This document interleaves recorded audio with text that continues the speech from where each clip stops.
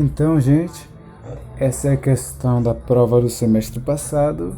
Construir um programa que receba um conjunto de 50 números inteiros e informa o número de Fibonacci maior que o maior primo informado. Então, o que a questão pede? Que você descubra o maior primo e depois o número de Fibonacci que seja maior que o maior primo. Então, se por exemplo, o maior primo informado for 7, o número que tem que ser informado é 8, né? Que é maior que o maior primo e é pertencente à série de Fibonacci. Ele pede 50 números inteiros, mas aqui a gente vai limitar a 10 para não ficar com uma entrada de dados muito prolongada. Então, primeiramente vou começar com uma variável de cada vez. Então aqui eu vou dar a minha variável número, que é a que vai receber do número inteiro. Tudo vai ocorrer dentro de um laço de repetição, que vai repetir enquanto o contador for diferente de 10, que eu vou limitar a apenas 10 números. Esse contador, tem que declarar também, ele vai começar em 0. Contadores, se sabe, né, que se sabe que eles têm que ser inicializados ou em 0 ou em 1. Eu prefiro começar com 0. E esse contador ele vai avançar cada vez que esse laço de repetição terminar uma rodagem. Então, por exemplo,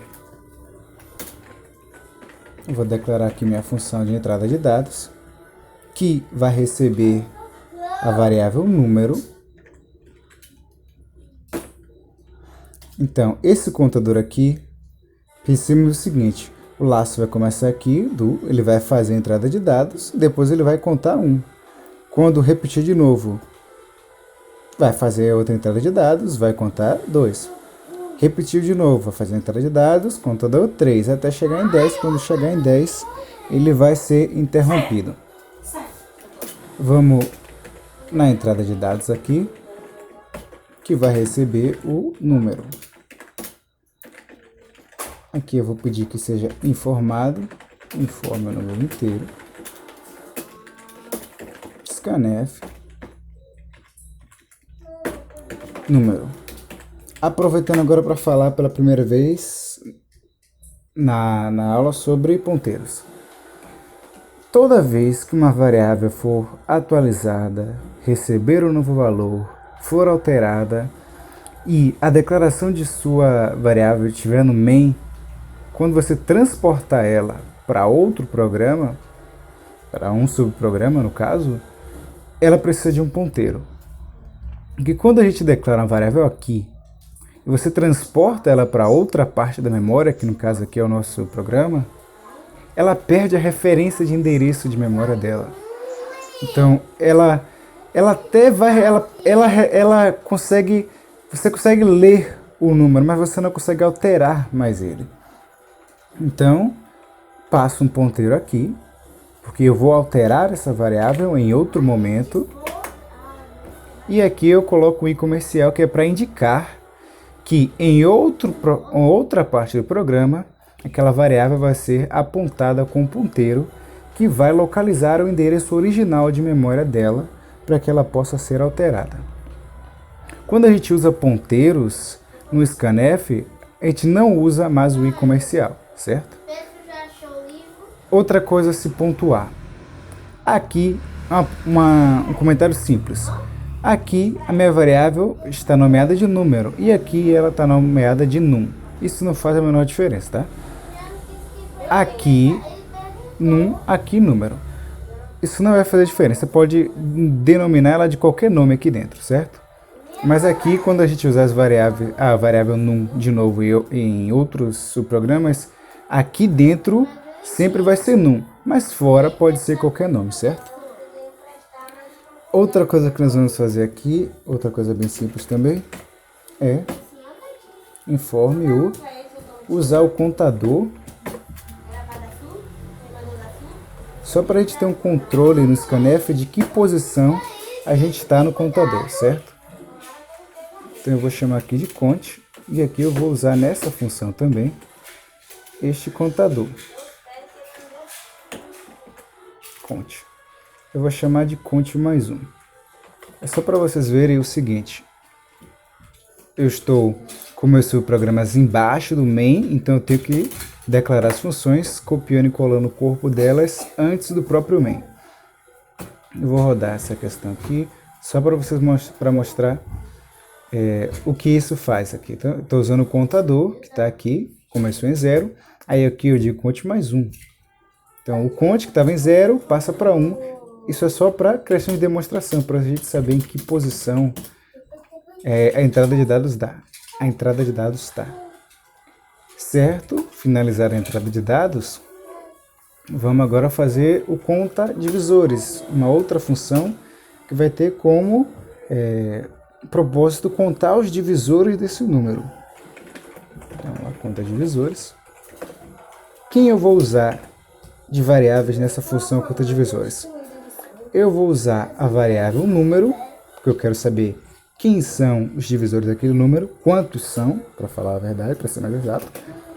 E dessa vez eu não preciso mais usar um ponteiro aqui, porque eu só vou ler essa variável, eu não vou alterar ela, só quero conhecer seus divisores, mas eu não quero modificar o valor daquela variável.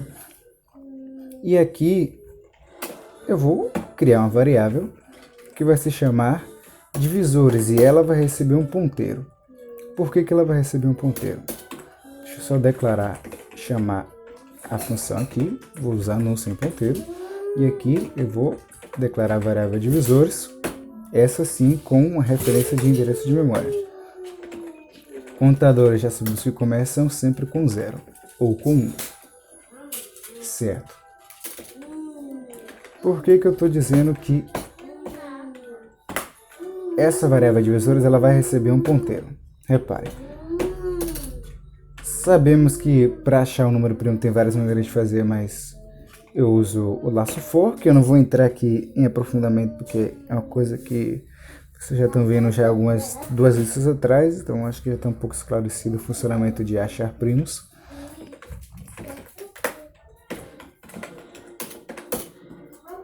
Se o número divisível pelo contador i for igual a 0, eu vou contar os divisores. Divisores vai ser igual a divisores mais 1. Ressalva importante. Contadores com ponteiros, você não pode fazer divisores mais, tá? Por exemplo, você não pode fazer isso. Vai dar problema, vai dar erro. Mas não tem problema você fazer divisores igual a divisores mais 1, que é a mesma coisa que divisores mais, mas que com o uso de ponteiros vai dar um fechamento no seu programa. Bem, aqui eu estou alterando essa variável. Quando eu faço um contador que recebe um ponteiro, eu estou alterando o valor dela. Por quê? Isso aqui começou em 0, essa variável, né? Divisores foi inicializada com 0. Quando eu achar os divisores do número, então vamos pensar aqui no número 6. Os divisores de 6 são 1, 2, 3 e o próprio 6. Então 6 tem 4 divisores. Então ele vai aqui no if. O número foi divisível pelo contador i? Foi. Então ele vai fazer aqui um contador. Divisores vai passar para 1. Depois divisores vai passar para 2. Depois divisores vai passar para 3. Depois divisores vai passar para 4. Então, essa variável aqui, ela foi recebendo valores. Ela foi tendo seu valor incrementado. Eu estou alterando o valor de uma variável. Então, eu vou estar usando o ponteiro. Certo? E aqui é tudo que eu vou fazer. Vou finalizar essa função aqui. Desse modo, porque eu vou usar outra função só para checar quem são primos. Nessa função de checar primo, eu vou fazer o seguinte.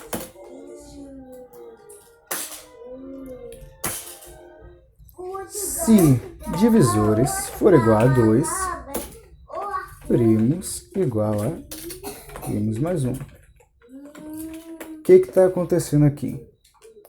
Contei os divisores? Contei, não foi? Certo. Achei quantos divisores o número tem. E aqui na minha função checar primos, a única coisa que eu vou fazer é checar se o número tem 2 divisores. Se tiver 2 divisores, um contador de primos vai receber 1. Então assim eu vou mapeando quantos números primos foram digitados, certo? Essa função tem esse único propósito. Então, vou fazer a chamada dela aqui, checa primos, que recebe números, e o contador de primos.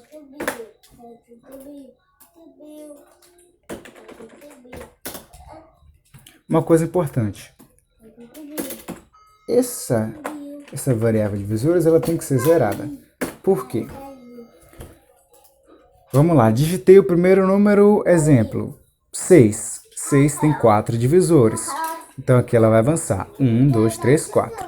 Vai chegar aqui e vai checar se são 2 divisores. Se forem 2 divisores, o contador de primos vai avançar. Aí eu vou ter o primeiro primo, que não vai acontecer porque 6 não é primo. Pedi o segundo número, porque eu quero 10 números. Se eu não zerar essa variável aqui, porque está repetindo as funções, né? Vai repetir isso, isso e isso. Se eu não zerar ela na inicialização do conta divisores, vai chegar aqui e divisores ainda vai estar com 4. Mas não deve estar com 4 porque já é outro número aqui. Se esquecer de zerar essa variável, vai ficar aqui, por exemplo, agora eu digitei 3. 3 tem 2 divisores. Aí vai ficar aqui 4 do número anterior, 6, mais 2 divisores, vai ficar 6. Aí eu vou estar subentendendo que número 3 tem 6 divisores quando ele chegar aqui. Não é o que a gente quer que aconteça. Então, por isso, tem que zerar a variável divisores para que toda vez que o programa rode de novo, passe pela entrada, passe pelos divisores, ele faça como se estivesse fazendo a primeira vez. E o primos, esse sim, que vai acumulando, contando quantos primos foram informados.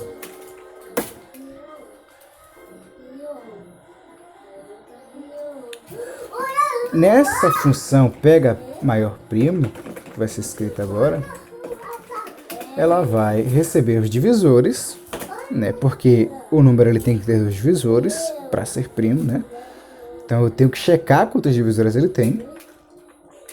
Vou usar a variável primos, que é o contador de primos, para fazer toda aquela coisa de quando o contador primo estiver na primeira posição, o maior primo é igual ao primeiro número digitado. Se não for o maior primo, vai ser o número que foi maior que o maior primo. Correto? Isso você já deve ter visto em vários outros códigos, né? De maior e menor e etc. Então, se divisores for igual a 2, eu tenho que garantir que o número tenha divisores, porque só assim eu tenho certeza que ele é primo. Se primos for igual a 1, maior primo. Reparem o uso de ponteiros, porque eu vou estar modificando a variável maior primo.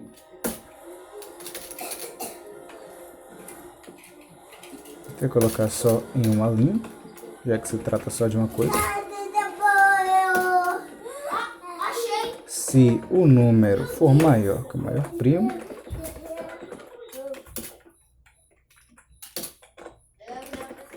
maior primo é igual a 1. Reparem, quando eu uso ponteiros em determinados subprogramas, reparem que eles ficam presentes em todo o resto do programa. Então, a variável divisores que eu usei cá em cima, no conta divisores, eu posso utilizar ela para como leitura em outro subprograma. Se eu quisesse, por algum caso, modificar essa variável divisores mais uma vez, bastava eu passar um ponteiro aqui, e aqui no pega maior primo, que é a chamada da função, que eu usei divisores, primos, número e maior primo,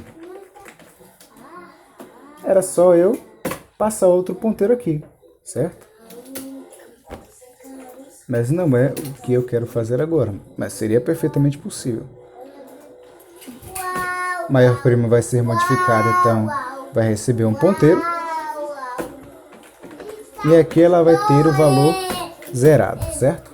Não é um contador, mas essa variável é interessante ser zerada, porque caso não seja digitado nenhum número primo, a gente enviou a mensagem que nenhum número primo foi informado.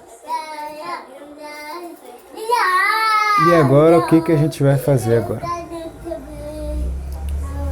Recapitulando que a questão pede Fibonacci maior que o maior primo informado. Esse é o pulo do gato da questão. Por quê? Fibonacci é a função que vai receber a variável maior Fibonacci. E quem é essa variável maior Fibonacci? Maior Fibonacci vai ser igual a maior primo mais 1. O que eu estou dizendo com isso? Vamos lá. Achei o maior primo 7. Exemplo. O maior Fibonacci maior que o maior primo é 8. Então, eu tenho que subentender que eu tenho que encontrar o maior primo e depois eu tenho que conferir se o próximo número daquele maior primo faz parte da sequência de Fibonacci. Se não for, eu vou ter que andar mais uma casa. Então, por exemplo, vamos a outro exemplo. 5. Meu maior primo foi 5. O próximo é 6. 6 não pertence à série de Fibonacci, então eu tenho que avançar para o próximo. 7 não pertence à série de Fibonacci, tenho que avançar para o próximo. 8. Esse sim pertence à série de Fibonacci. Então eu tenho sempre que conhecer o próximo número do meu maior primo e checar se ele pertence à série de Fibonacci. Por isso que o meu maior Fibonacci, ele, na verdade, é meu maior primo mais 1. Essa variável ela vai ser alterada, tá? Isso aqui serve só como pontapé.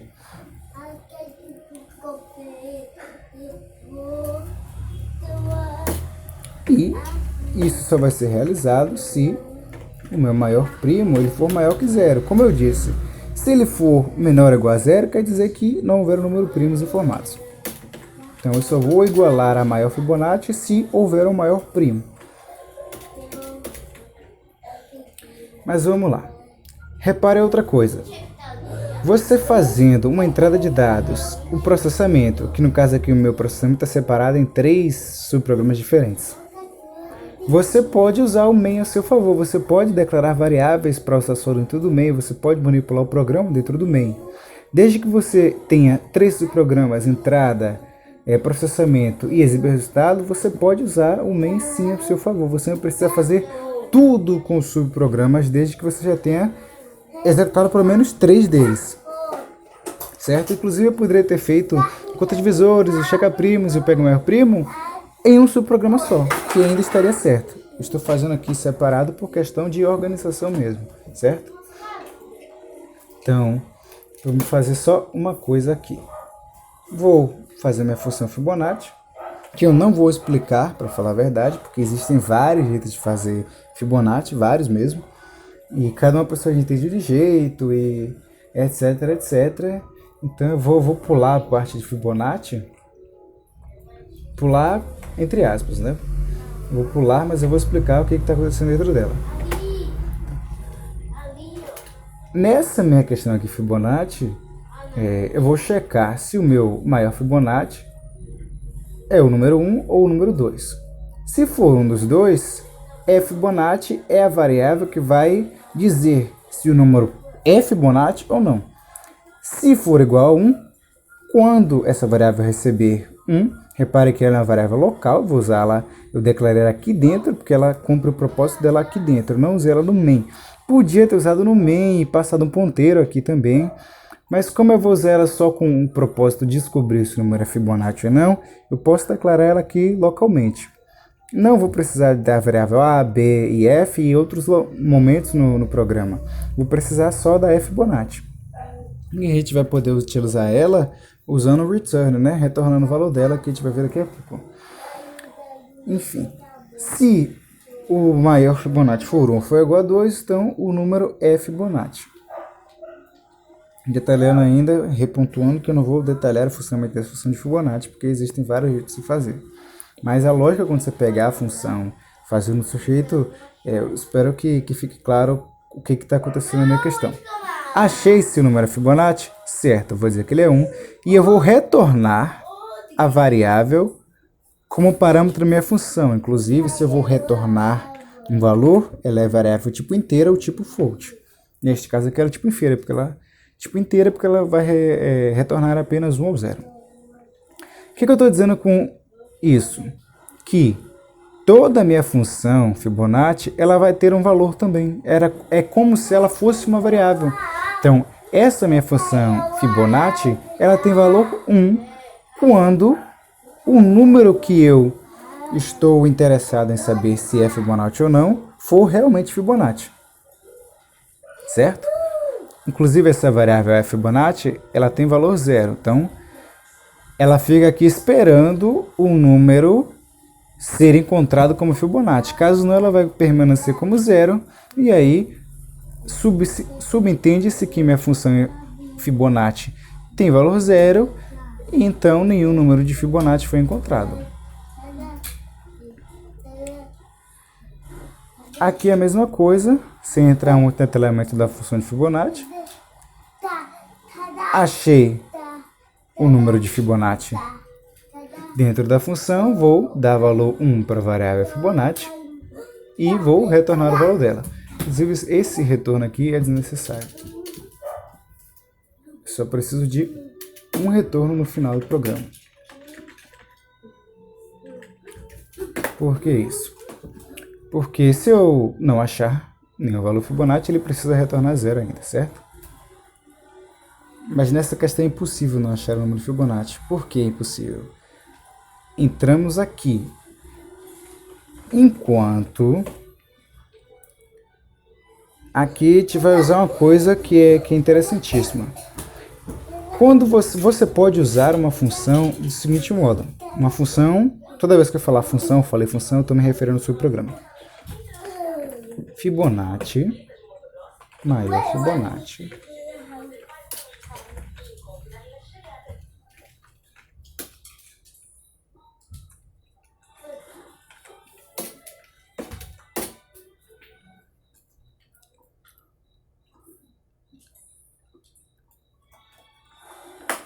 O que está acontecendo aqui?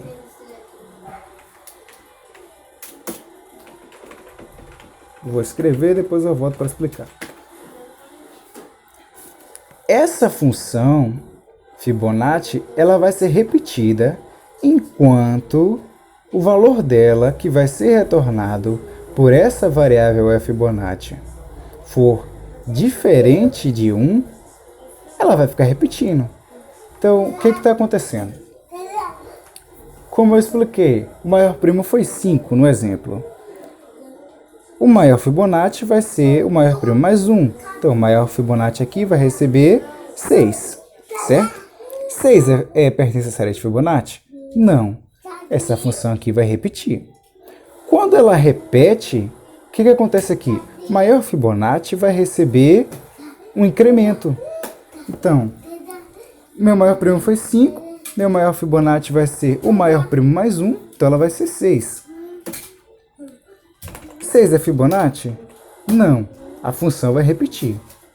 Quando ela repetir, maior Fibonacci vai receber um incremento, então agora vai ser 7. Esse 7 aqui, ele vai entrar aqui na função de novo. Então, agora a gente não vai olhar mais o 6, ele vai olhar o 7. 7 é Fibonacci? Não. A função vai repetir, porque a função não está retornando o valor 1 ainda. A função não tem valor 1.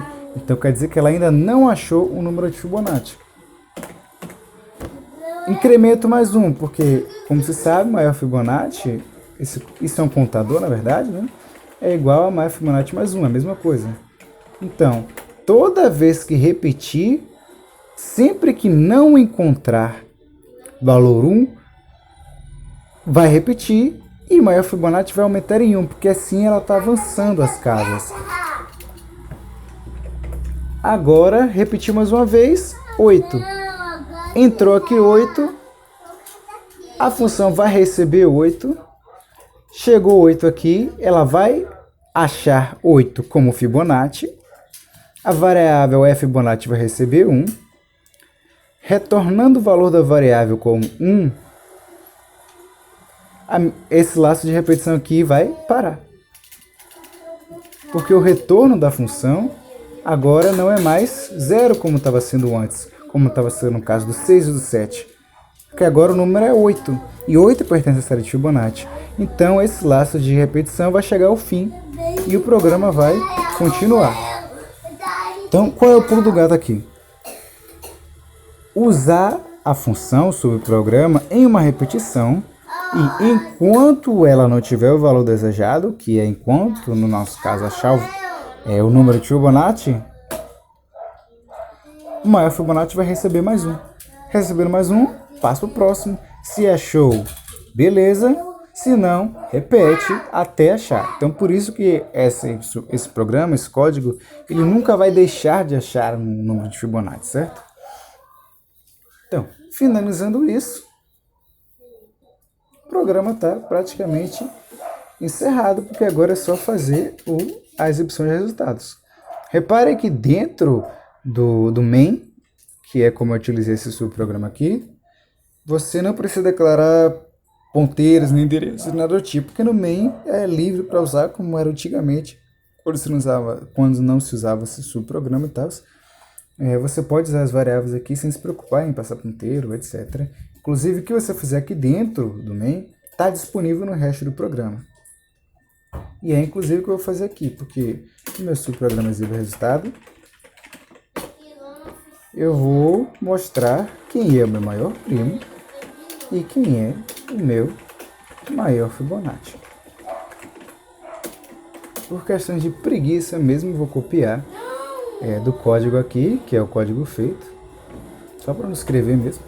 Então, se o meu maior primo for 0, o Fibonacci maior que o maior primo informado, aqui eu vou informar quem é o maior primo, e aqui eu vou informar quem é o maior Fibonacci maior que o maior primo. Apenas se o maior primo for maior que 0. Por quê? Porque se o maior primo for igual a 0, nenhum primo foi digitado. Logo, por sua vez, não tem Fibonacci maior que o maior primo, porque não teve maior primo. Caso não, else, não forem informados números primos. E aqui eu tenho que declarar a função exibe resultado, que eu vou usar maior primo como referência e maior Fibonacci. Vamos ver se eu esqueci de declarar alguma coisa. Esqueci de declarar a função aqui. E é só. Se ficou uma dúvida do tipo, mas não precisa fazer a chamada da função igual você chamou as outras? Quando você usa uma variável desse tipo, você na verdade já está chamando a função. E você pode usar um subprograma desse jeito em um if também, certo? Você pode usar tudo dentro de um if. Então, eu podia fazer a mesma coisa aqui. Se tal coisa fosse igual a blá blá blá blá blá, faça tal coisa. Você pode usar subprogramas dentro de if, dentro de while e etc. Eu acho melhor isso do que fazer um laço while dentro de um laço for, por exemplo, porque aí as chances de dar problemas são muito maiores. E como meu main ele está antes das funções, eu tenho que declarar ela. Função de subprograma, tá, gente? É o costume que eu peguei de chamar de função por absorver aulas de outras fontes.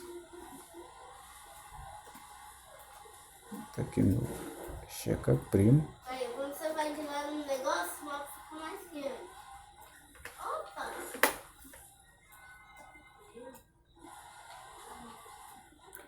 Fibonacci. E por último, meu exibe o resultado.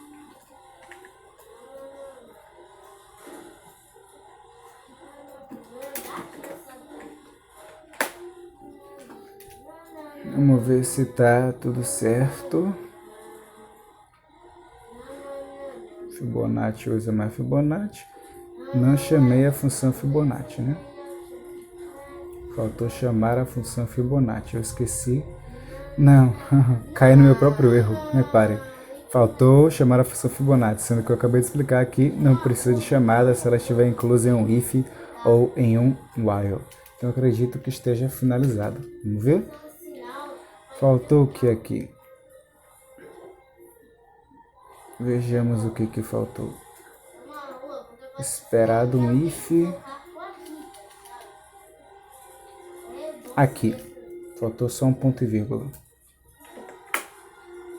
Então vamos lá, pedir 10 números. Vamos seguir o exemplo do que o maior primo vai ser 5, que foi como eu planejei. 2, 3, 4, 5. Aí eu vou repetir 1, 2, 3, porque eu quero que o meu maior primo seja 5. O Fibonacci maior que o maior primo formado, que foi 5, é 8, né? Que depois de 5, o próximo Fibonacci maior que o meu maior primo é o próprio 8, certo? É isto. Espero que tenha esclarecido ou ajudado a esclarecer algumas dúvidas.